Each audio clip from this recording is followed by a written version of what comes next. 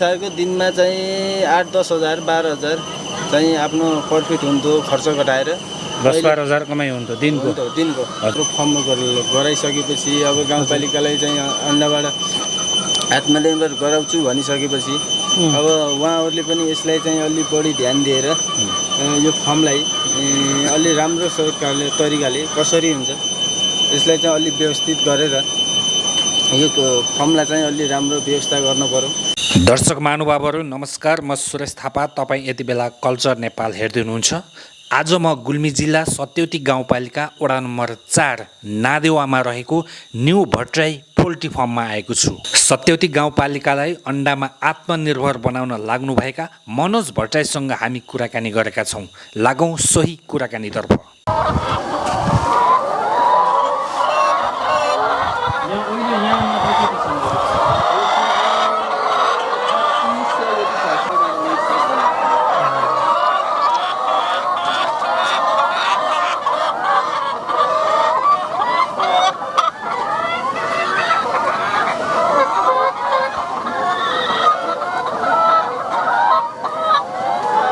नमस्कार। नमस्कार। तपाईको नाम? मनोज भट्टराई। मनोज भट्टराई। हजुर। कति समयदेखि यो कुखुरा व्यवसाय गर्दै आउनु भएको छ? कुखुरा व्यवसाय गर्न सुरु गरेको त सधैँ 1.5 वर्ष जति भयो। 1.5 वर्ष भयो। हजुर। कुखुरा यो लगानी सबै तपाईँको आफ्नै हो? प्राइभेट हो? आफ्नै हो। एक्लै गर्नुभएको छ है? एक्लै गर्नु। कति लगानी गर्नुभएको छ? बुवा आमाको पनि साथ छ। कति लगानी जति गर्नुभयो होला? लगानी त यो फर्ममा चाहिँ अहिले 35-40 लाख रुपियाँ यो फर्मको लगानी ल्याए। 35-40 लाख रुपियाँ चाहिँ खर्च गर्नुभएको छ? खर्च गरेपछि यो फर्मको लागि, भवन निर्माणको लागि मात्र। अनि यसमा साथसाथै कुखुराहरूको र अनि चल्लाहरूको चाहिँ छुट्टै छ, यसको चाहिँ छुट्टै लागत छ। अनि फर्मलाई चाहिँ त्यति लगानी गरेको छु अहिले मैले। कति छ अहिले कुखुराहरू चाहिँ? अहिले पहिलाको सेरोफेरोमा 5500 थियो। अहिले चाहिँ बिस्तारै कुखुरा घटाएको छु मैले। अनि पहिलाका कुखुरालाई चाहिँ मैले बिस्तारै घटाइरहेको छु। अहिले चाहिँ 33-34 सेरोफेरो छ। किन घटाउनु भयो? खासमा समस्या देखेर हो कि पाल्न नसकेर चाहिँ दाना पुर्याउन नसकेर? त्यस्तो भन्दा नि अहिले यो बिचमा लकडाउनको समस्याका कारणले पनि त्यस्तो दाना ल्याउन यताउति गर्नलाई चाहिँ अलि समस्या पनि भयो बिचमा एकचोटि। अनि अहिलेलाई चाहिँ यो बिस्तारै पुराना कुखुरा, पहिलाका कुखुरा चाहिँ अलि उमेर पनि गए। तिनी कुखुराले चाहिँ अन्डा पनि घटाउँदै गए। त्यसकारण चाहिँ मैले यिनी कुखुरालाई चाहिँ बिस्तारै चाहिँ कुखुरा घटाएको पहिलाका बुढा कुखुराहरूलाई। यो यसरी चाहिँ कृषि गर्नुपर्छ, पशुपालन अथवा पशुपक्षी पालन गर्नुपर्छ भन्ने धारणा चाहिँ कसरी आयो? खास तपाईँ सुरुबाट नै यही गर्नुभयो हो कि विदेशतिर जानुभयो पहिला? म पहिला पनि हामीले लगभग 8-10 वर्ष अगाडि हामीले गाउँमा पनि गरेको हो, लिम्गामा, माथि गाउँमा। अहिले चाहिँ म यहाँ तल झरेर चाहिँ म विदेश गएँ। त्यसपछि विदेश गएर 2.5 वर्ष जति विदेश बसेँ। विदेश गएर बसेर आउँदाखेरि चाहिँ अहिले चाहिँ यही नेपालमै केही गरौँ कि भनेर विदेश गएर गर्नु र नेपालमै आफ्नै ठाउँमा गरे पनि केही हुन्छ कि भनेर चाहिँ मैले यहाँ कुखुरा पाल्न पर्यो भनेर यसरी मैले यहाँ लगानी हालेर गरेको हो। कस्तो भइरहेछ अहिले? पहिला ठिकै भइरहेको थियो। अहिले चाहिँ यो बिचमा लकडाउन भयो नि, यो 6-7 महिना, यसमा चाहिँ अलि असर परेछ। नभए पहिला ठिकै थियो। कस्तो ठिकै? पहिला कस्तो थियो कमाइ? जस्तो कि कमाइ जस्तो खर्च अनुसारको दिनमा चाहिँ 8-10 हजार 12 हजार चाहिँ आफ्नो प्रफिट हुन्थ्यो खर्च घटाएर। 10-12 हजार कमाइ हुन्थ्यो दिनको। हजुर। अहिले चाहिँ त्यति भएको छैन। अहिले चाहिँ लगभग लकडाउनमा त एकचोटि दिनकै 7-8 हजार पनि घाटा पनि लाग्यो दिनमै। किन घाटा लाग्यो? कुखुरा पनि मर्ने, अनि दाना भने टाइममा दाना पनि आउन नसक्ने कारण, यो बाटोको कारण, बर्खाको कारण पनि भयो त्यति बेला। अनि बाटो पनि भत्किने, कुखुराले भने समयमा दाना खान पाएनन्। म भने अनुसारले दाना पुर्याउन सकिएन, किन भन्दाखेरि यो लकडाउनको कारणले गर्दाखेरि। अहिले चाहिँ त्यसरी गर्ने। तर लकडाउन भयो भने हामीले दाना चाहिँ बिस्तारै ल्याएर पुर्याएर। कुन प्रजातिको भन्छ यो कुखुरालाई चाहिँ? यो चाहिँ ब्राउन बर्ड भन्ने प्रजातिको हो। ब्राउन बर्ड है? हजुर। लेयर्स जातको हो। यसमा चाहिँ यसको नाम चाहिँ ब्राउन बर्ड भन्ने हो कुखुराको नाम। हजुर। यिनले चाहिँ अहिले समथिङ त्यस्तै एउटा कुखुराले प्रतिदिन एउटा अन्डा पार्छ कि हजुर एउटा कुखुराले एउटा पार्छ कति समयसम्म लगातार? यो उहाँहरूको भनाइअनुसार डक्टरहरूको भनाइअनुसार चाहिँ 15 महिना 16 महिना हो पार्ने। तर यिनी ओल्ला कुखुराले चाहिँ 1.5 वर्ष भयो ल्याएको चाहिन पऱ्यो 13 महिना जति भयो अन्डा पार्न लाग्यो। अहिलेसम्म पारिरहेको मैले बिस्तारै घटाइरहेको छु यिनी कुखुरालाई। किन भन्दाखेरि यिनले कुखुराको जो पार्ने चाहिँ जति पार्ने त्यति पारेको छैन अहिले। त्यही भएर मैले यिनी कुखुरा बिस्तारै बिस्तारै घटाइरहेको छु। दैनिक कति अन्डाहरू उत्पादन हुन्छ यहाँ? अहिले यहाँ 26-2700 अन्डा उत्पादन हुन्छ दैनिक। हजुर दैनिक भन्नाले अहिलेको प्रत्येक कुखुराले चाहिँ पार्दैनन् अन्डा? प्रत्येक कुखुराले पार्दैनन्। हजुर त्यसो गर्दाखेरि लगभग कति भन्नु पऱ्यो? 26-2700। हजुर 26-2700 26-2700 अन्डा उत्पादन हुन्छ। खपत हुन्छ, बजारमा जान्छ के हुन्छ?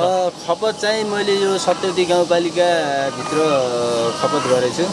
यसबाट पनि गाउँमा यो सत्यवती गाउँपालिकाभित्र खपत नभएर मैले बाहिर पनि निर्यात गरेको छु। जस्तै चन्द्रकोट भयो, अनि यो यता कालीगण्डकी भयो, यो चाहिने पऱ्यो रेसिङ्गा भयो, अनि तङ्गसहरू यतातिर पनि मेरो अन्डा गइरहेको छ। मैले यसरी खपत गरेको छु। कृषि पेसा नै पशुपालनलाई नै अँगाल्नुपर्छ भन्ने तपाईँलाई चाहिँ कसरी लाग्यो त? अरू पनि त विकल्पहरू हुनसक्छ, अरू बिजनेसहरू पनि गर्न सकिन्छ। विकल्पहरू अरू पनि थिए। म चाहिँ पहिला चाहिँ माथि लिम्गामा पनि 8-10 वर्ष यस्तै गरिरहेको। कुखुरा जो पालेको हामीले यहीँ लियासै कुखुरा पालेको। त्यतिखेर हामीले हाइल्यान्ड भन्ने जातको कुखुरा पालेको थियौँ। त्यतिखेर कुखुरा पाल्दाखेरि गाउँमा पनि उति बेलामा पनि राम्रै थियो, आम्दानी राम्रै भइरहेको थियो। अनि अहिले आएर विदेशबाट आएर यसमा चाहिँ पहिला चाहिँ हामीले 900,000 रुपियाँ 900,000 जति थियो माथि गाउँमा कुखुरा। त्यही अनुसारले रेसियो चाहिँ गराउँदाखेरि अहिले यहाँ आएर अलि त्यसैले कुखुराको सङ्ख्या बढाएर चाहिँ राम्रो तरिकाले गर्ने भने चाहिँ विदेशमा भन्दा यहीँ अलि हुन्छ कि भनेर मैले यहीँ कुखुरालाई चाहिँ हात हालेको हो। त्यो अनुसार प्रतिफल पाउनुभयो कि पाउनु भएन? यो त्यही अनुसारले कुखुराको प्रतिफल पाइएछ, नपाएको होइन, पाइए थियो भन् त। अनि बिचमा चाहिँ एकचोटि यही समस्या भयो, यही लकडाउनले गर्दाखेरि अलि असर परेछ। नभए पनि त्यो यो नभएको भए पाइरहेको थिएँ मसिनमा। भन्नाले मजाले निर्यात त हुन्छ, मान्छेहरूले खरिद गर्न आउँछन्, कन्ट्याक्ट पनि हुन्छ होइन? तपाईँलाई यहाँको चाहिँ अन्डा बिक्री नहुनुको समस्या चाहिँ छैन? समस्या चाहिँ यही लकडाउनको कारणले गर्दाखेरि बिचमा एकचोटि भएको थियो। त्यतिखेर चाहिँ मैले तम्गसबाट शान्तिपुरबाट अनि गाडी बोलाएर मैले त्यसरी चाहिँ अन्डा बाहिर निर्यात गरिदिएको। यहाँ खपत नभएर सत्यवती गाउँपालिका मात्रै। त्यतिखेर मैले गाउँपालिकाभित्र चाहिँ अनुमति लिएर म हिँडेको थिएँ। गाउँपालिकालाई अनुमति गरेर मैले चाहिँ गाउँपालिकाभित्र चाहिँ बेच्न पाउनु पर्यो, बाहिर जान नपाए पनि भनेर। गाउँपालिकाभित्र मात्रै त्यति खपत हुन नसकेको कारणले मैले तम्गास र शान्तिपुरको गाडीलाई चाहिँ कन्ट्याक्ट गरेर मैले त्यसरी पनि बाहिर बेचेको हुँ।